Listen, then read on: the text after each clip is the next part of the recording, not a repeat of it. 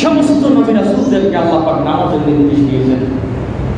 হযরত মূসা আলাইহিস সালাম যখন ওহী পেলেন, প্রথম যখন তিনি নবুয়ত পেলেন, আল্লাহ পাক মূসা আলাইহিস সালামকে বললেন, কুল ইন্নানি আনাল্লাহ লা ইলাহা ইল্লা আনা ফা'বুদনি ওয়া আকিমিস সালাতা লিযিকরি।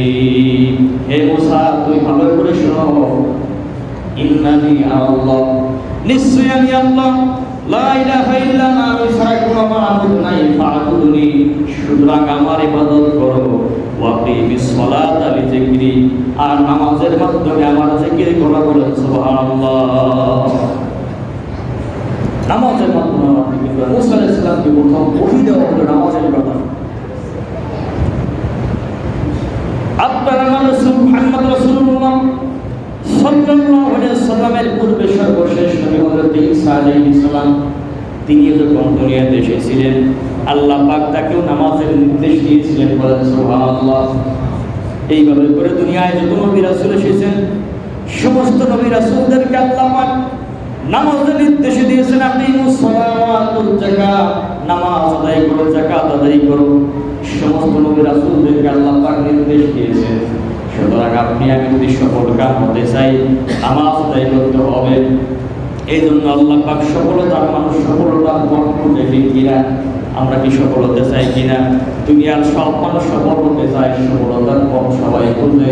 এই জন্য আল্লাহ পাক কোরআনুল কারীমের সূরাতুল মুমিনুনের প্রথম আয়াতে সফলতার পথ দেখালেন, ক্বাদ আফলাহাল মুমিনুন, অবশ্যই সেই সমস্ত মুমিনগণ সফল কাম। প্রথম আয়াতে প্রথম গুণটা বলেন, আল্লাযীনা হুম ফি সালাতিহিম খাশিউন, যারা নামাজের মধ্যে বিনয় এবং বিনম্রভাবে নামাজ আদায় করে। আবার এই গুণের শেষের দিকে এসে শেষ গুণটা আল্লাহ পাক বললেন, আল্লাযীনা হুম আলা সালাওয়াতিহিম ইউহাফিজুন, শেষ গুণটা বললেন যারা নামাজকে ইবাদত করে। অর্থাৎ শুরুর গুণ নামাজ, শেষের গুণ হলো নামাজ, মাঝখানের গুণ হলো অন্যান্য বিষয়। তার মানে আগে নামাজ, পরে নামাজ, তারপরে অন্যান্য বিষয়। ঠিক কিনা?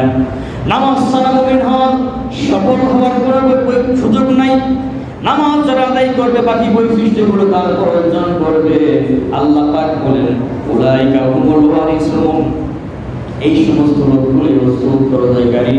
আল্লাযীনা ইয়ারিসুনাল ফিরদাউসা হুম ফিহা খালিদুন, সে জান্নাতের সে তার উত্তরাধিকার হবে, যে জান্নাতুল ফিরদাউসের ওয়াদা আল্লাহ পাক কোরআনুল কারীমের ভিতরে করেছেন। বলেন সুবহানাল্লাহ।